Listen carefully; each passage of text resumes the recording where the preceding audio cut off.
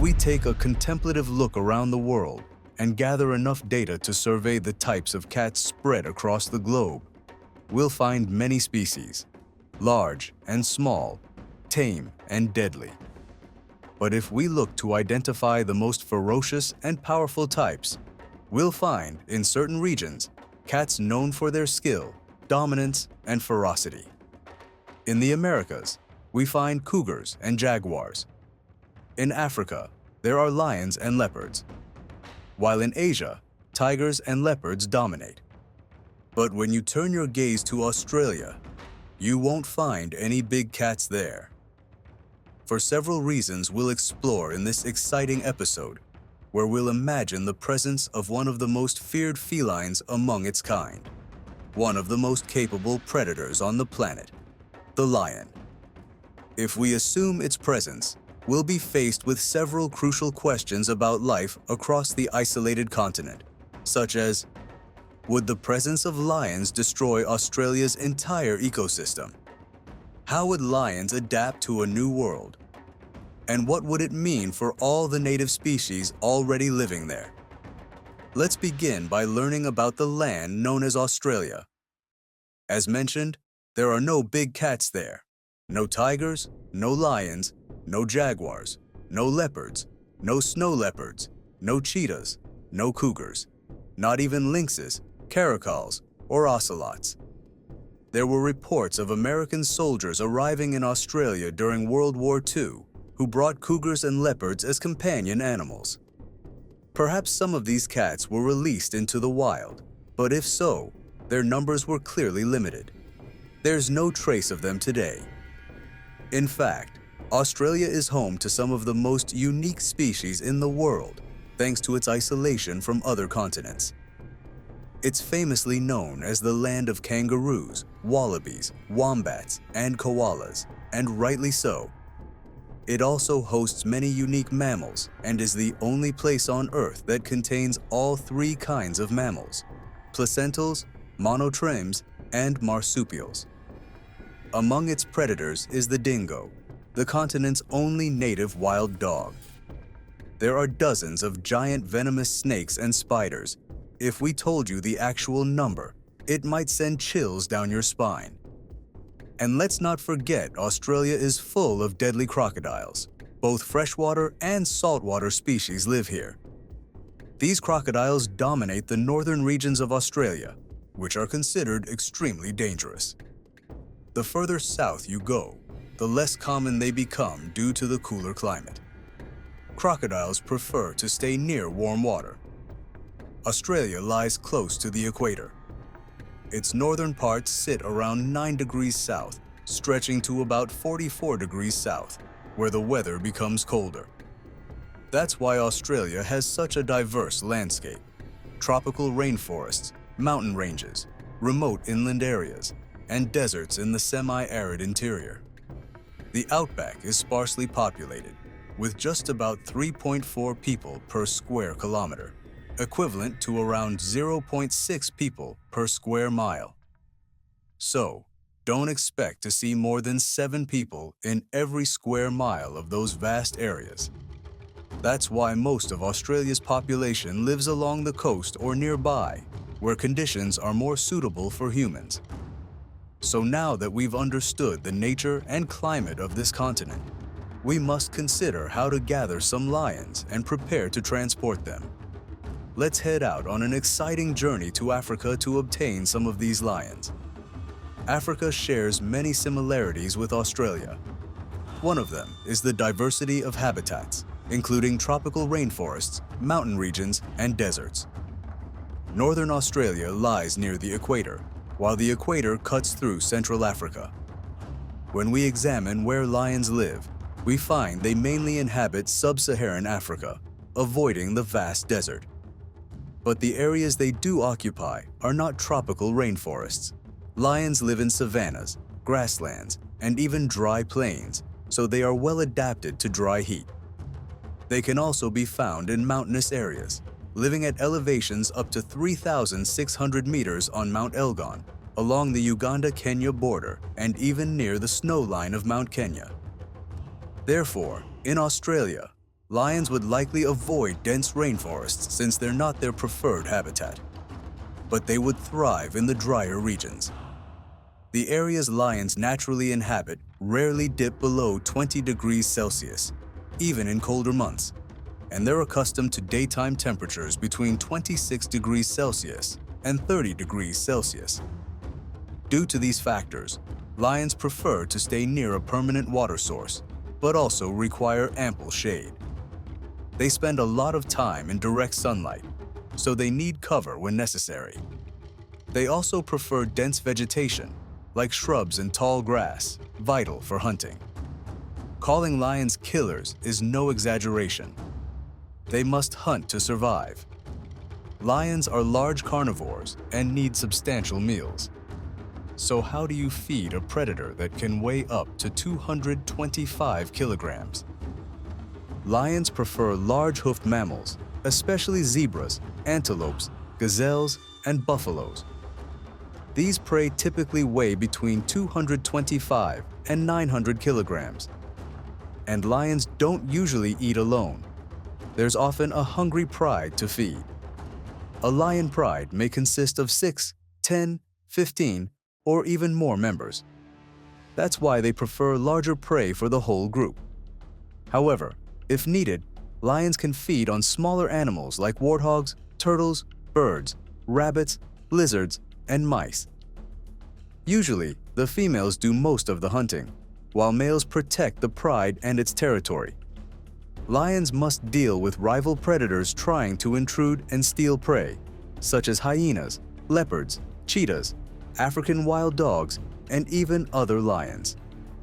But lions rarely struggle with these predators. They're larger and stronger than all of them. None of them can sneak up on an alert lion. And even if they manage to steal some food and flee, only a few escape the jaws of a killer lion. The only real threat to be wary of is the crocodile. Lions in Africa are very familiar with the thin-snouted West African crocodiles and the Nile crocodile. Nile crocodiles have terrifying bites, up to 2 tons of pressure per square inch. So lions have learned to approach water cautiously and leave quickly after drinking. Now that we've gathered enough information, let's assemble the lion group, say around 12 of them, and head toward Australia. We'll fly southeast across the Indian Ocean to deliver the pride safely. Upon landing, the lions begin to explore the new land. As they adapt, they discover many areas that resemble their native habitat, tropical rainforests they'd likely avoid, mountainous zones, open plains, and vast outback regions. All these regions are strikingly similar to the African savannas and grasslands.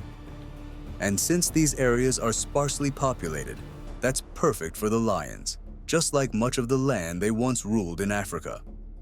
So far, things are looking very good. As the lions explore more, they'll find water sources, cover for hunting, and shade to rest. Lions are already used to being apex predators, but they knew back in Africa that they had competition from other predators eager for prey and ready to steal kills. But in Australia, after surveying their surroundings, they'll realize there are no competing big cats, no hyenas, only dingoes, which are similar to African wild dogs. With competition reduced by about 25%, things just got a lot easier. As for crocodiles dominating the waters and sometimes venturing onto land, the lions will need to tread more carefully around these reptiles. Fortunately, they're already trained to avoid them. The real problem for lions lies in the scarcity of their favorite meals. Large hoofed mammals simply don't exist in Australia. The continent has been separated from the others for so long that many placental mammals never fully developed here. For this group of lions, their best options might be wallabies, wombats, koalas, birds, and lizards. But these are far smaller than the animals lions usually eat. They may feed one lion, but not a whole pride. That means they'll need to work harder to get meals, and not everyone will share. survival will belong to the fittest. There are some larger wild pigs, and of course, kangaroos. But kangaroos are a tricky case. Some are quite large, and they fight back. Literally, they punch. Lions may not enjoy hunting prey that resists, but they may have no choice and will eventually chase kangaroos too. Still, nothing compares to zebras or buffaloes for them. Over time, if the lion group continues adapting, thriving, and reproducing, African lions will remain larger than their Australian-born counterparts, who would shrink due to food scarcity. As for all the small marsupials, kangaroos, and wild pigs, they'll have to adapt to their new predator. They'll face a life-or-death struggle against a ruthless, ever-hungry beast. On the other hand, if the lions fail to adapt to the harsh conditions of Australia, their survival will hinge on food availability. If they struggle to find enough, they'll suffer great losses, brutal conflict, and hunger, ultimately leading to their extinction on the continent. Dear viewers, welcome. The time, March 1898. The place, Kenya, east of the famous Mount Kilimanjaro in the harsh Tsavo Desert. This is where it all began. Terrifying stories were passed down, and tragic news spread of men who met their end in the jaws of two of the fiercest lions of the time, who alone were responsible for the deaths of up to 135 people, leaving behind images of the victims and the immense tragedy that befell them. Throughout history, Tsavo lions were known as some of the fiercest man-eating types. Despite being smaller than their Serengeti counterparts who lived up the mountain, likely due to their harsh, resource-scarce environment. It was also said that these lions were usually found in small prides, often with only one male for mating, who held exclusive breeding rights. In contrast, most other prides included many lionesses and at least two males. As the slave trade routes developed through Tsavo, Kenya, many traders forcefully marched their captives across the barren lands. Due to the extreme heat, one of the slaves often died along the way, left behind as easy prey for predators. Many believe this gave the Tsavo lions an early taste for human flesh. The tragedy began when a team of Indian workers led by British Lieutenant Colonel John Henry Patterson arrived in Kenya to build a bridge over the Tsavo River as part of the Kenya-Uganda Railway project. It seemed doomed from the start. As Bruce Patterson wrote in his book, The Lions of Tsavo, few men at the end of the railway knew that the name itself was a warning. Tsavo meant place of slaughter in the local language, referring to the killings committed by the Maasai people, who often attacked weaker tribes and slaughtered their men, long seen as an omen of doom by other communities. Shortly after John Henry Patterson and his team began construction, a worker went missing. After searching, his mutilated body was found. Fearing that a lion was responsible, Patterson, realizing the looming danger, set out the next day to stop the horror and track the beast. Instead, he found more bodies, men from earlier missions whose stories had been buried with them. The next day, another of Patterson's men vanished. By April, the number of missing had risen to 17. And that was just the beginning. The killings continued for months, with the clever, elusive lions outwitting every fence, barrier, and trap set up to stop them, causing hundreds of workers to flee and halting bridge construction. The lion attacks devastated the camp. No one could stop the massacres, especially since they often happened at night, when the hungry beasts stalked the workers relentlessly. Screams pierced the night as these savage predators dragged men from their tents into the wild. Most reports claimed 135 people were eaten by the two lions that year. But the company, eager to downplay the incident and avoid inflating the numbers, officially declared only around 30 workers missing. The violence didn't end until January of that year, when Patterson finally hunted the lions down. It wasn't easy. He built thorn barriers, lit night fires, and imposed curfews. Still, the attacks continued, leading fearful workers to believe in curses and even rebel against Patterson. It took Patterson months to kill the terrifying pair of African lions, who had grown massive from gorging on human flesh during months of slaughter. Patterson was instantly hailed as a hero for ending the brutal crime spree and praised around the world. Once the threat was gone, bridge work resumed and the workers finally regained confidence. The project was completed in February 1899. As a historical memento of the massacre, Patterson kept the lions' skins and skulls.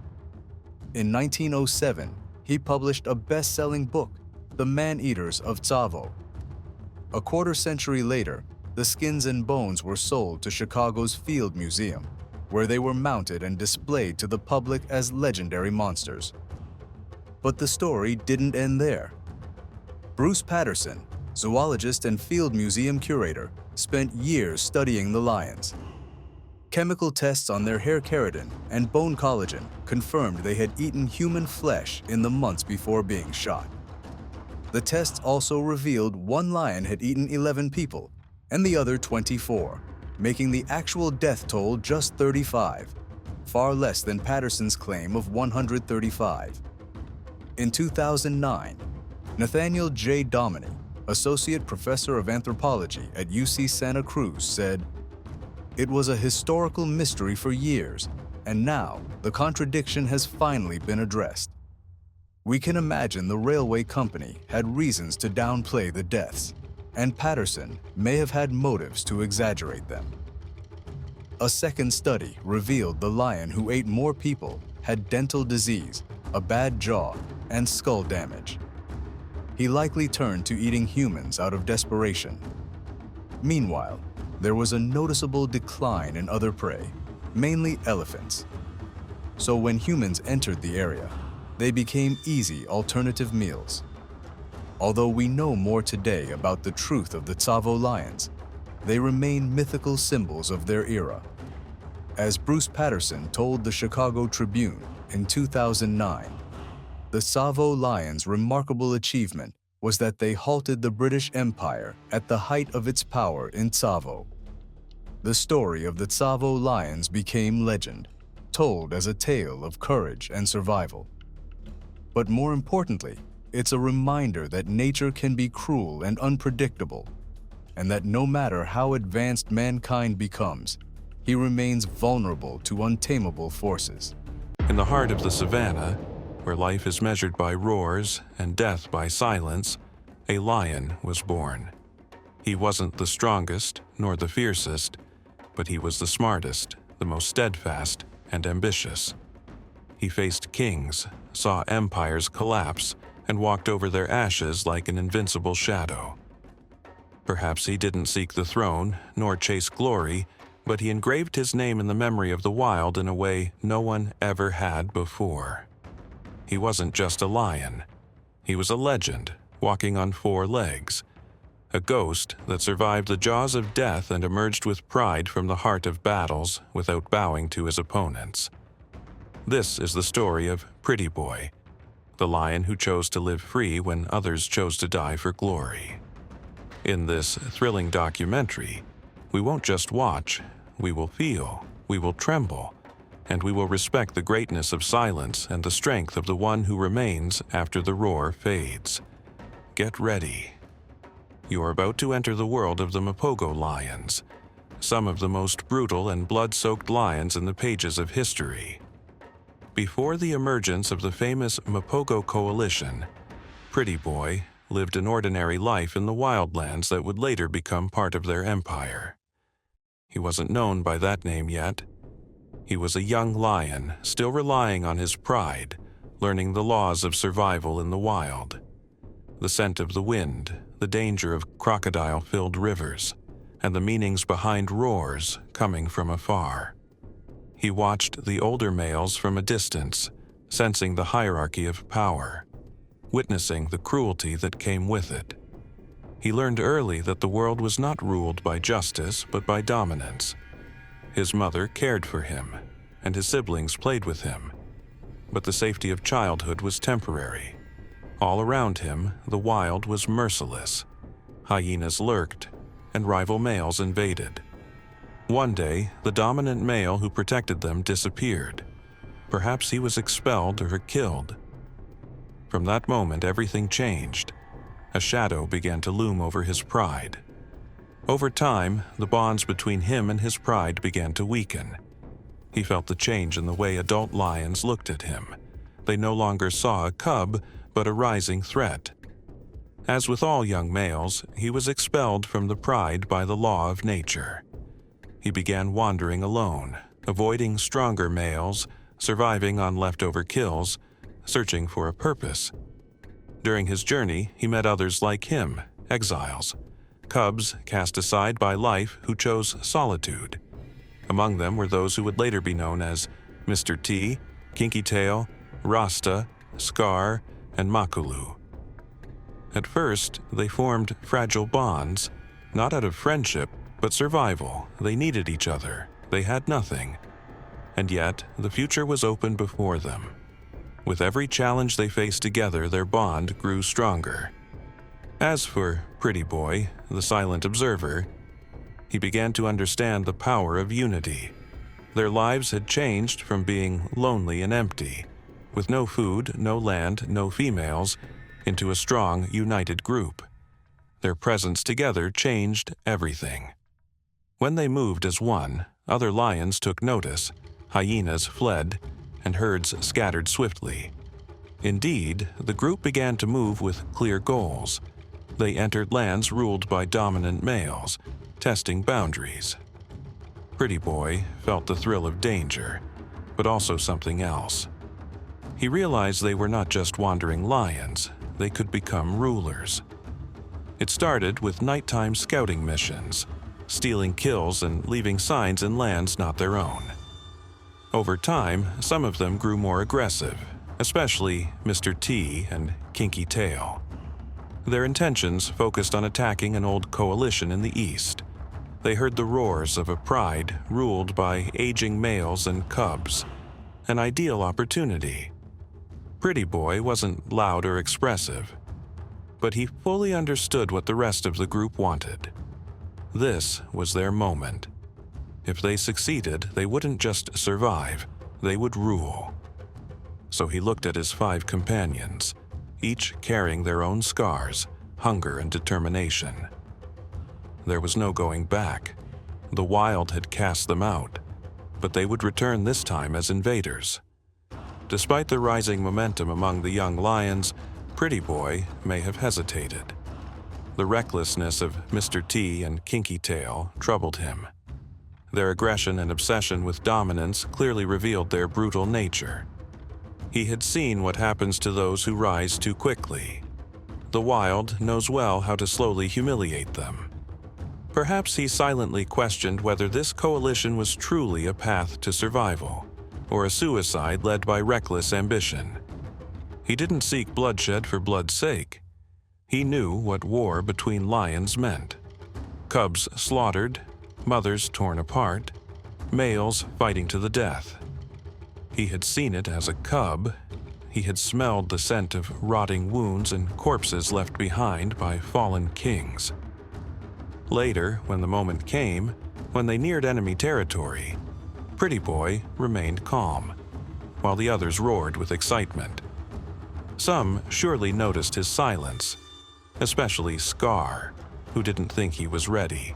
But Pretty Boy avoided him. Deep down, he didn't want war, but he had no choice. He knew he couldn't face the wild alone again. As for Makulu, the oldest among them, he wasn't the loudest or most violent either. His strength was in his long experience and sharp focus, reflected in the way others moved when he stepped forward. Pretty Boy watched him closely to learn. Makulu had survived horrors no one else had seen. He carried the calm of a lion who had faced death and returned stronger. One evening, before the first real confrontation, Pretty Boy found himself walking beside him. There was no fiery roar, only silence. Their steps in the dark were accompanied by the distant sounds of herds, while Makulu pressed forward with deep determination and one phrase echoing in his mind: "Either we do it together, or we don't do it at all." Those words were enough. He didn't promise them victory, nor glorify the fight. He only thought of their unity, the only weapon they had against the cruelty of the wild. Alone, each one of them was doomed. But united, as 6 strong lions, they could become something else. Something never seen in lion coalitions before. In that moment, Pretty Boy realized that the presence of Makulu gave him stability and resolve. He didn't need to roar the loudest or lead the charge. He only had to stand with his brothers when the moment came. And that moment was coming fast. And so, the 6 males entered enemy lands under the cover of darkness. The scent of the dominant males was still present, but faint, a sign of their weakening hold. The pride they targeted quickly surrendered, previously protected by kings whose strength had faded and influence had withered. At that time, their coalition had no name yet. They weren't the Mapogo. They were just 6 young males, driven by hunger and led by the goal of survival. Their first fight came quickly, roars tearing through the night as the aging males charged at dawn, trying to defend their legacy, but they were no match. One was killed instantly, the other fled. The weak cubs were crushed between the jaws of these 6 killers. The lionesses initially joined the aging males and fought fiercely, but soon surrendered. The coalition claimed the pride with ease and force. Pretty Boy fought alongside his brothers with a silent but ruthless style. He didn't indulge in chaos like Mr. T, who ripped through enemies with savage intensity. Instead, he was precise, strategic, striking where needed, retreating when necessary. When it was all over, he didn't celebrate. He stood at the edge of the plains, gazing over the land that now belonged to them. One by one, they snatched prides from their enemies. Their reputation spread like wildfire. Lions across the region whispered about the black-maned ghosts who left no cub alive, no king breathing. Pretty Boy was there in every battle, every roar, every moment the balance of power shifted. He was no longer a wanderer, no longer hesitant. He had become a conqueror, a member of the most feared coalition in modern wild history. Yet, in quiet moments, he still carried the burden of this path, what it had cost and what it would cost. The future wasn't lit with glory. He preferred survival and caution over arrogance. As the land expanded, so did the challenges. Dominance was not peace, but the beginning of a new war, a war of patience and endurance. The Mapogo coalition controlled vast territories, commanding several prides, pushing their borders further than any group had dared before. But each day was a new test. Pretty Boy quickly learned that strength alone wasn't enough to keep the throne. Tension began to rise within the coalition. Mr. T and Kinky Tail were always pushing for more. Insatiable, relentless, more brutal and unpredictable. Rasta and Scar became more isolated. Makalu tried to keep order, but barely succeeded. In the heart of this storm, Pretty Boy stood firm. He was respected because he never let bloodlust consume him. The lionesses trusted him more than the others. He was often seen lying close to cubs, alert but non-aggressive. He was the opposite of the chaos the others brought. Meanwhile, enemies were everywhere. Nomadic males trying to sneak into Mapogo lands, former kings plotting revenge, young coalitions forming in the shadows, waiting for the right moment to strike. But Mapogo's response was always brutal. They tore their enemies apart with terrifying speed. Pretty Boy was always present. He might not have started the fight, but he never missed one.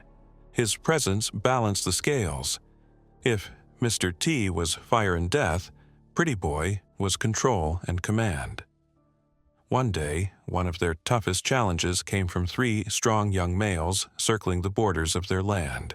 They were bold, organized, a clear sign that the new generation was watching and learning.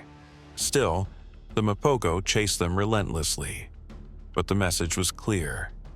Time was shifting, and the balance would soon tip. Inside the coalition, cracks had already begun to spread, especially when Mr. T and Kinky Tail broke off, forming their own unit and leaving the others behind.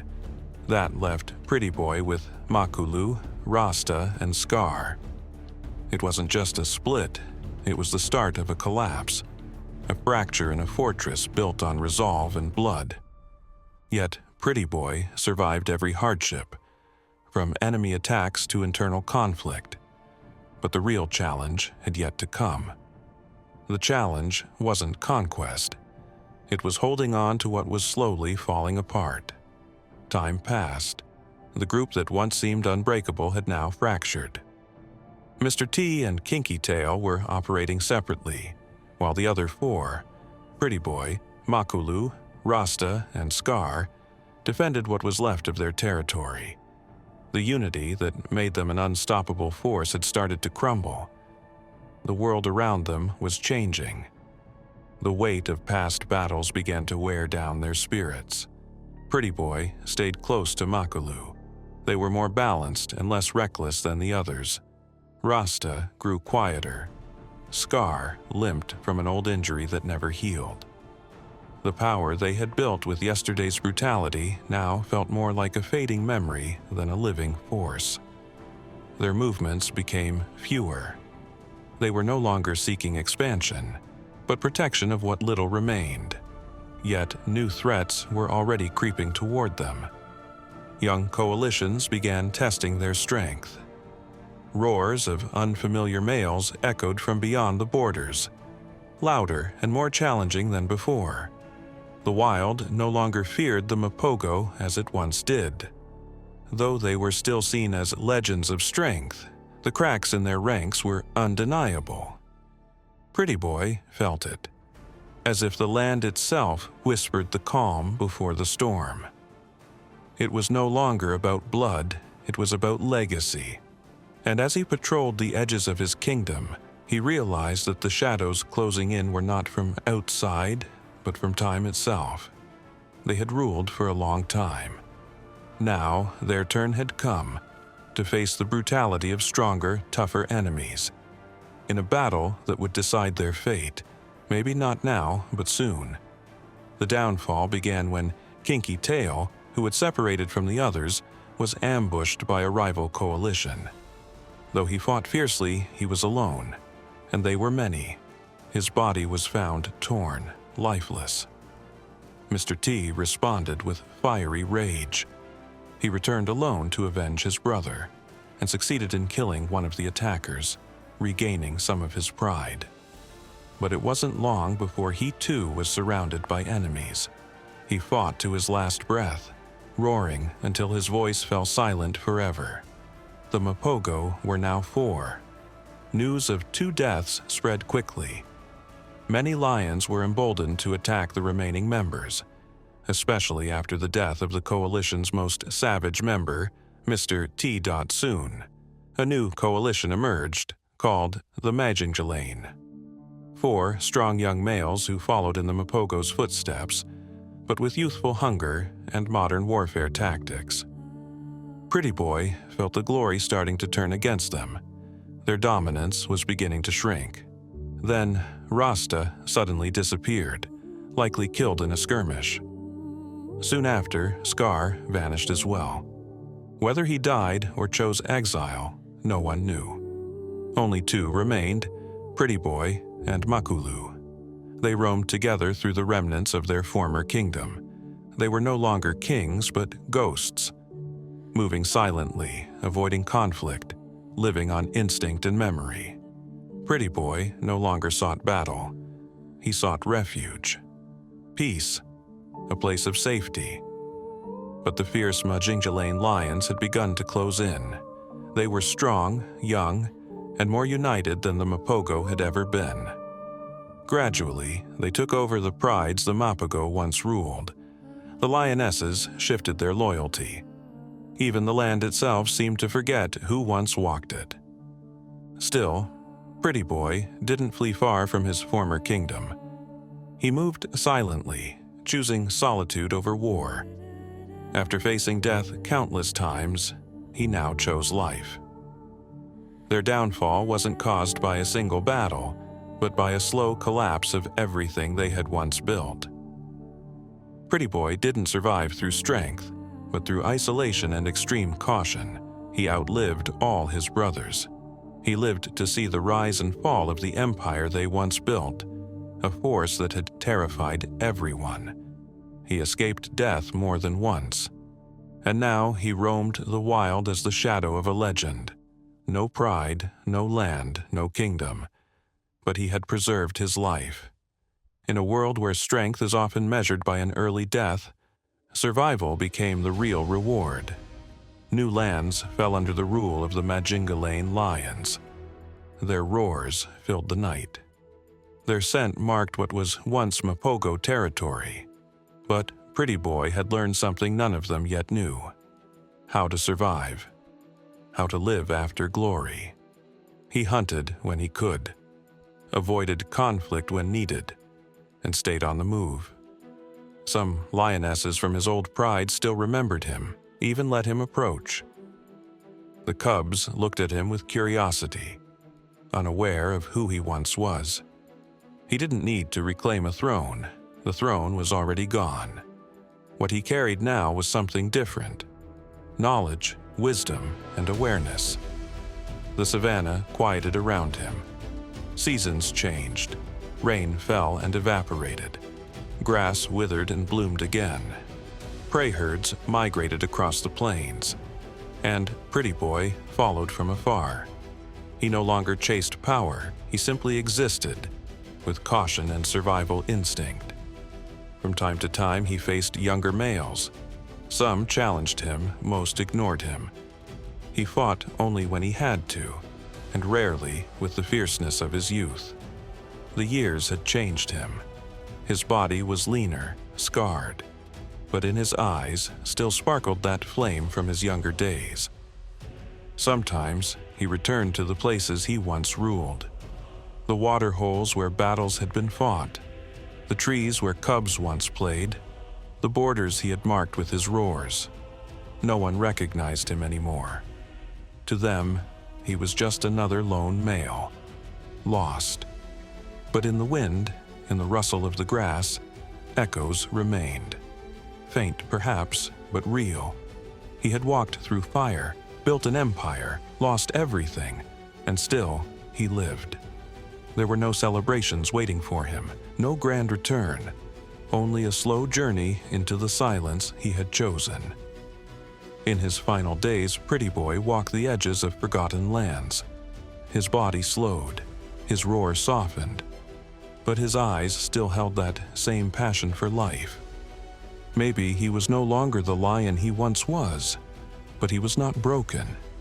He entered a new phase of existence, one no longer ruled by dominance, but by wisdom and awareness. He could sense danger before seeing it, move without being seen, preserve energy, let go of things lions usually fight to the death for. He had no pride to defend, no cubs to protect, no land to claim. He had nothing left to prove. Pretty Boy lived for a short time beside a quiet waterhole, visited only by antelope and a few old lionesses. There he found moments of rest, moments of peace. He lay beneath the same stars that once lit his path as a king. In a world that never stops fighting, Pretty Boy became an unforgettable ghost. Despite his long wandering, narrow escapes, withdrawal from war, and solitary walks without fear, his day came. He passed beneath the shade of a tree. No audience, no final roar. He left with the wind, with the dust, leaving behind endless memories. He may not have left a kingdom or cubs, or a pride bearing his name, but the wild carried his legacy in its plains and hills as a lion who survived what others couldn't. His story traveled through the savannah, through lionesses who lay beside him, and through the memories of the Mapogo era. Young lions who came after him never saw him, but they lived in a world he and his coalition helped shape. A world still marked by the fearsome imprint of the Mapogo coalition and the thrilling, intense details of their lives as one of the greatest lion coalitions ever known. In the end, Pretty Boy wasn't the loudest, nor the most savage or destructive, but he was the one who remained. And in the wild, it is the one who remains who tells the greatest stories. 6 terrifying animals that can defeat the fearsome Komodo dragon. Legends take us back to tales of ancient dragons that breathe fire and death, but are they merely myths or terrifying truths? We may never know the answer, but some living beasts make those legends seem like madness. At the top of that list is the terrifying Komodo dragon. The Komodo dragon can reach a length of 3 meters and a weight of 130 kilograms. It has strong legs ending in claws that tear flesh during an attack, and its teeth resemble those of a shark, locking onto its prey. The Komodo dragon can sprint at 11 miles per hour over short distances.